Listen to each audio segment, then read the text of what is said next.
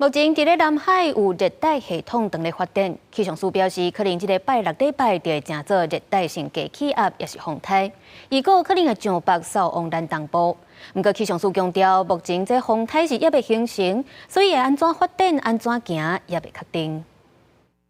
大台北早起也是日头赤炎炎，气象局持续发布高温资讯。拜四新北市甲屏东县是红色灯号，提醒有连续出现38度极端高温的机会。其他地区高温也有可能超过36度。目前南海有2个发展中的低气压，一个预定往海南岛的方向移动，对台湾无直接的影响；另外一个是菲律宾东方海面的低压系统，也搁伫整合，预定伫拜六会发展成热带性低气压，也是风台。那它未来的一个动向上的话，大致就是会随着太平洋高压逐渐的东退或北移，所以它也会有开始往西北方向移动的一个趋势。所以估在下周二、下周三左右就会来到台湾东方的海面。北上之后呢，距离台湾有多近，还有它的一个强度，就会左右下周台湾的一个天气形态。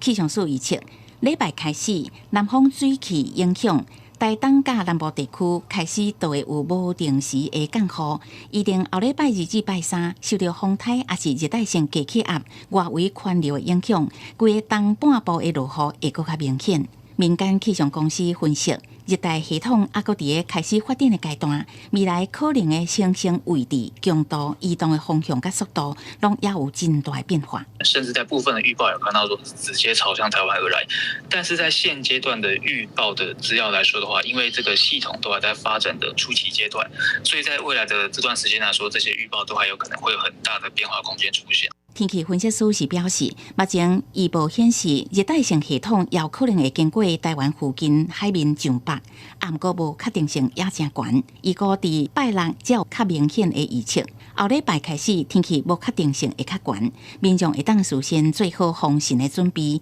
依照后续预报的变化状况调整应变的做法。